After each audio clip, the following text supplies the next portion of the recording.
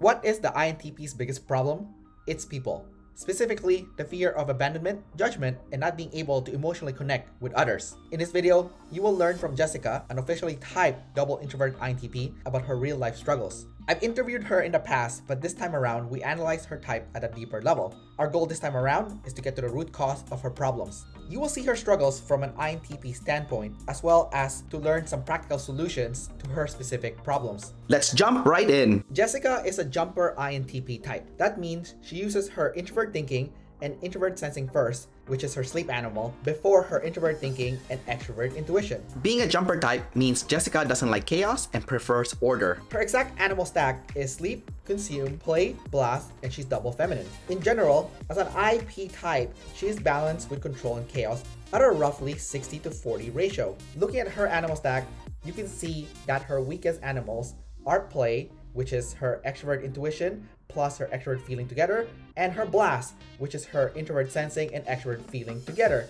So what does that mean for Jessica and her specific type? Well, let's take a deep dive. So as you can see, her ST sleep, SI plus TI, and her NT consume, NE plus TI, is her savior animals. That means she is very competent and good at using those animals. Her demon animals are NF play as well as her SF blast. Now, if we zoom in closer to her two demons, the areas of her NF play that she has the most trouble with is expending energy for the tribe or doing anything tribe related. She's okay at gathering new information from the tribe, but she does have trouble with meeting new people. She's okay at the back and forth tribe interaction, and she does get some sense of meaning and purpose from her job working as a paramedic. Her biggest problem, however, is her fourth animal, which is SF Blast. Jessica said that she has a lot of trouble getting started. I don't seem to have as much of a blast problem as I know some people do. For me, it seems to be more centered around getting things started and getting things done, and that sort of doing energy. I mean, even having SI and trying to schedule things and be orderly and have my lists and keep on top of it that way, I still lack the sort of, I don't know if it's motivation or whatever it is to get everything done that I would like to. And she doesn't seem to care about being SF cool or popular. I mean, I'm pretty comfortable being the double introverted, boring ST type who wears nothing but plain or striped shirts and Right. jeans. Being cool. I mean, I've always got the newest phone, and whenever I get a new piece of tech, whether it's a car or a TV or a laptop, I sort of let the TI run wild and optimize things in choosing what works for me and what seems cool at the time. But yeah, in terms of just being SF in general. However, she's actually okay, according to her, at controlling or guiding the tribe's behavior or emotions just because of her career working as a paramedic. She also likes it when people come over, and she likes to make them feel as comfortable as possible by being a good host. Now, after knowing all this information, what does Jessica want and what does she need? And what are the obstacles to her goals? According to Jessica, what she really wants is to have a small group of friends to hang out with and socialize. Yeah, I'd like to have a small group of close friends that I can meet up with every now and then and have a bit of a social life. Eventually, she would like to get married and have kids. Relationships, yes, I'd love to get married and have kids. The sooner I can do that, the less I'll have any freakouts about the possibility that it's not going to happen. And ideally, and possibly with friends or a partner, is to have some sort of outdoorsy life.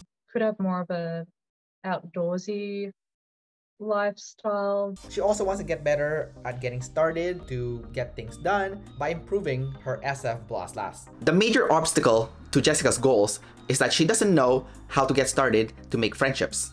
Have you made friends since moving there, since we last spoke, or not yet? Okay. And what's preventing you from making friends and building a social circle?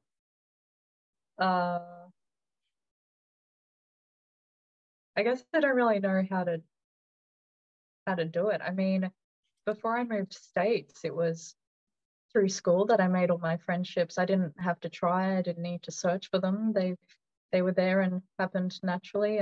I guess I don't really know how to go out and start them. I mean, the obvious answer is to go out and do social activities and join clubs and that sort of thing. But again, that's external motivation to do things outdoors. She also feels lazy to get started. The reason why you're not putting yourself in social situations is because you're tired and you need to recharge your batteries. That sounds so lazy, but it's true. And she feels like it's such a daunting task. I guess if you combine like Demon Tribe with Demon Blast, like it just makes things extra difficult because you have to get things started and make that effort. And it's also involving people and connecting with people and trying not to not offend, but like get along with people.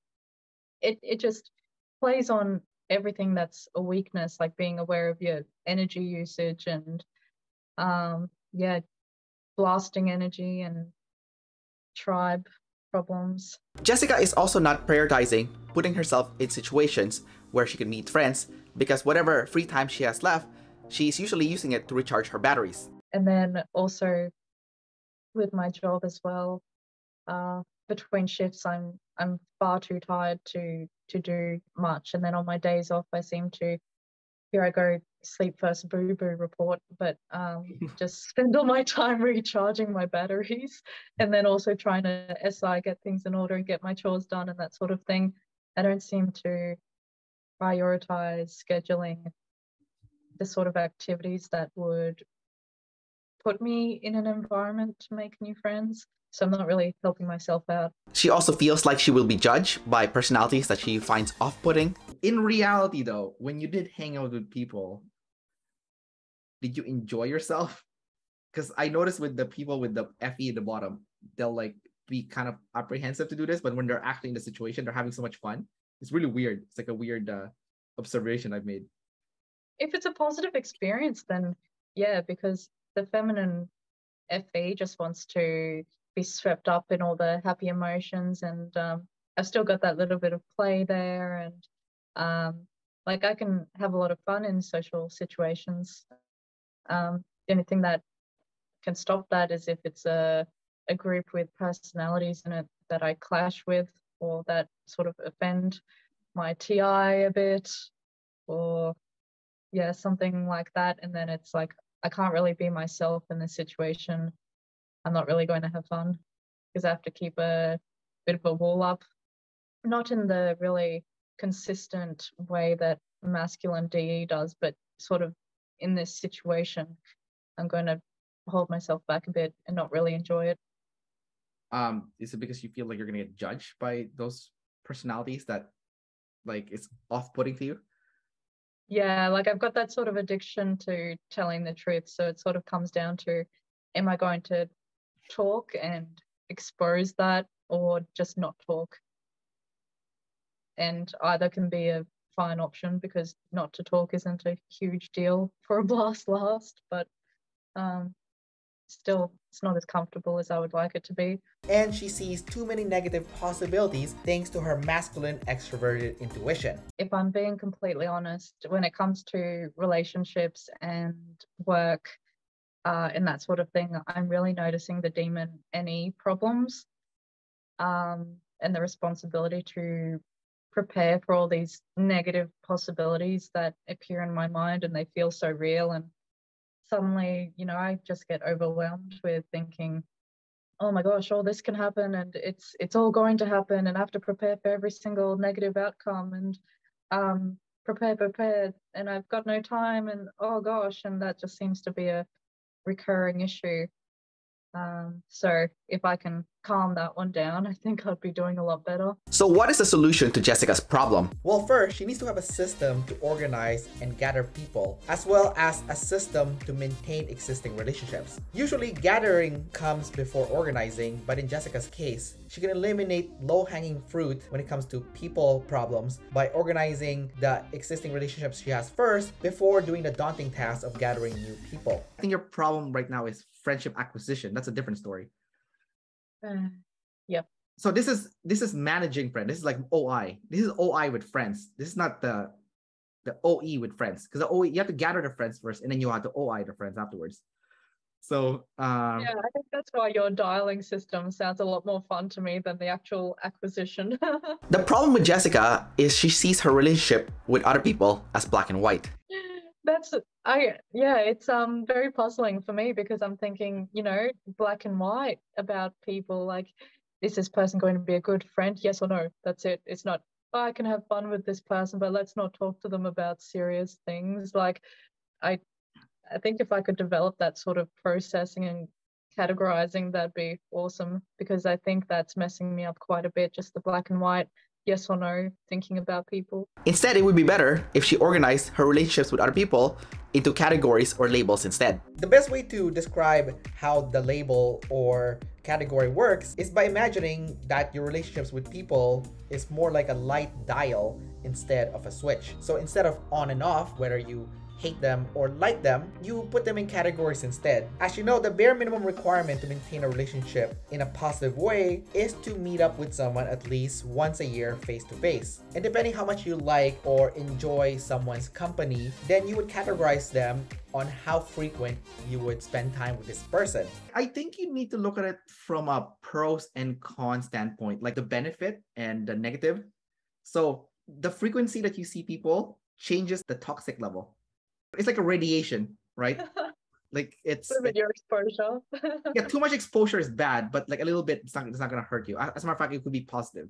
Like I'm not saying radiation is positive. I'm just saying, like, let's say you get an X-ray for your teeth, right? It's bad to get an X-ray, but the positive outweighs because you can see the problem, right? Or like issues with your like spine, like let's say you have to get like an X-ray for your spine or organs, whatever. It's not good to get radiation because it's cancerous, right? But once in a while, it's good because then you can get like a checkup, Yeah. So that's kind of like friends. It's like there's a certain level, like a light where like if you bring it up, it like becomes bright. If you bring it lower, it dims. So that's how you want to see friends. It's like a dial or like something that goes up and down because your friendships evolve. So like there are times when you have a friend and they're being toxic, then you dial them down. So you put them in like the once a year category. But then later on, maybe they grow up, they mature, they grow up, and now they're not so toxic anymore. So you could upgrade them to like 4 times a year or something. Wow. Yeah. And if they become screwed up again, once a year. If they become good again, upgrade them again. So it's a constant like dial. And like, because you're lead NT and ST, you might have to like have a spreadsheet of this actually. So you can like label where your friends are currently with you. I label the friends. To write notes. I put that down. Treat friends like a dial. Yeah. And it kind of sounds like you're a sociopath doing this, but hey, you know what? Double deciders are all doing this automatically in their head already. Like at some level, all double deciders are doing this. Now, obviously, you want to cut people some slack because no one is perfect, and there is a chance that in the relationship, you are the toxic one. So it's important to look at your perspective as well as everyone else's perspective as well and see who is the toxic one in this situation. And if you are the one that's toxic in this relationship, then guess what? Reducing the frequency that you guys spend time with as well might also be good for the other person until you clean up your own act. As for maintaining your existing relationships, it's good to use your SF blast to say hi once in a while just to check in. And you want to put this in your calendar to schedule it. When your fear kicks in, that when you reach out to that other person, they might feel like you're being invasive, you're being annoying, ask yourself this question. If that same person also reaches out to you, how would you feel? Will you like it? And if the answer is yes, that if that person reaches out to you, you will feel happy, you will like it, then it also probably means the same thing where they're looking forward to you reaching out to them. And by you reaching out to that person, they will also probably feel happy as well. I've got a small handful of friends from the state I moved from. And one of them I went to school with, another one I went to university with. And there's a couple others sprinkled in there, but they're not really as close friends than the other two. Okay, so you have 2 close friends. Yeah. Do you talk to them? Sometimes. Probably not as often as I'd like to. Do you want to nurture those relationships? Yeah. Does it make you uncomfortable to reach out to them? Feels like I'm imposing on them, because if they're not naturally reaching out to me first, but then I'm reaching out to them, then yeah, it feels like I'm imposing when they didn't really want to talk that much in the first place. But then if you double decide about it, then perhaps they're thinking the same thing. Yeah, you got it. You nailed it on the head. Yeah. Let me ask you a question. If one of those two friends reach out to you to chat with you, how would you feel? Do you feel good? You feel happy? Yeah. Okay, so what makes you think the same thing if you reach out to them? I've got no idea. So logically speaking, that makes sense, right? Like, of course, if you feel happy if they reach out to you, then it's mutual. They're not gonna kick you out. You're not gonna get kicked out of the tribe because you reach out to them if you want to hang out. Like, it's kind of ridiculous. But is that a fear that you have that you might get kicked out anyways? I think it's always a fear, like getting kicked out of the group or not accepted or that sort of tribe fear. Yeah. Right. Initiating contact at least once a year goes a very long way because it shows that you care. And for any relationships or friendships that you do want to maintain, it's very important that you see that person at least once a year. Invest in your relationships like you would invest in your career or finances. A good book to read is The 7 Habits of Highly Effective People. They have a concept in this book called the emotional bank. And how this concept works is that the more nice thing that you do for other people, the more you deposit in their emotional bank. Just make sure that the nice thing that you do for someone is actually something that they want. Effort does make a big difference. So if you are showing that you care about the relationship and you are making effort, then it still makes a big difference. But in general, it is good that you find out what the other person wants. Now, the one thing that you need to realize is that friendships and relationships do degrade over time if you neglect it. So if you feel scared or worried that by reaching out to that person, you might cause some issues in your relationship, then guess what?